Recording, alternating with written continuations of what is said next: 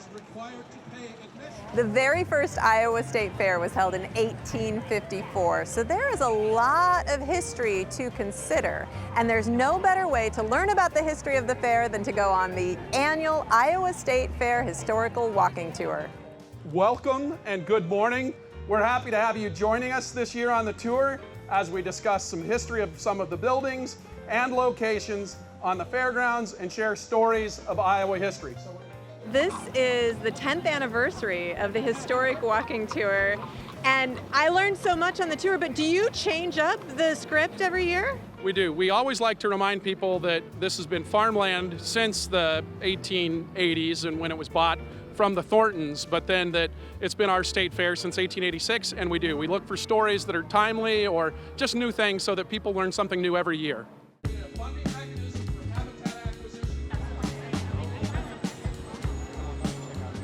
Crews built the current steel and brick structure in 1909 to seat 10,000 people. At that time, it was the largest building in Iowa and remains one of the most recognizable structures on the fairground.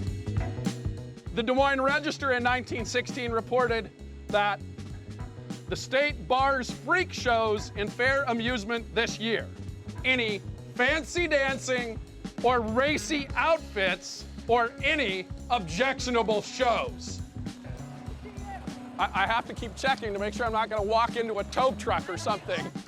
1910 was a peak year for farm horses in Iowa. The Des Moines Register stated that the horse show at the Iowa State Fair will be the greatest show ever held in the whole world, without any exception.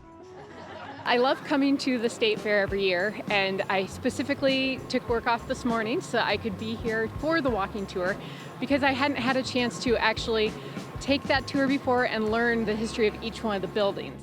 Then just off to your left and behind you is the swine building, which was constructed in 1907. Why do you think other people should take a moment and think about the history of the fair? Because yeah, we come for the food, we come for the shows. It really helps ground us in our state's history and our nation's history. The fair movement of the 1840s and 1850s was to promote better farming, better home living. The roof profile is derived to provide proper lighting and ventilation, and the long open windows at roof level draw in fresh air.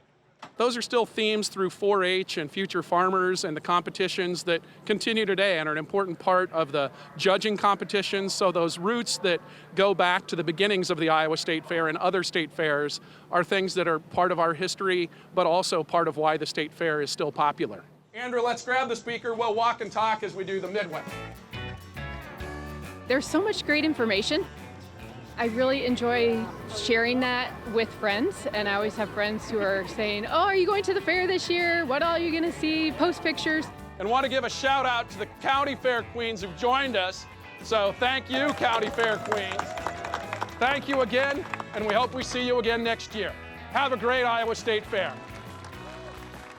I have learned a whole lot about the Iowa State Fair today, and now I'm off to do some fancy dancing and look for some racy outfits.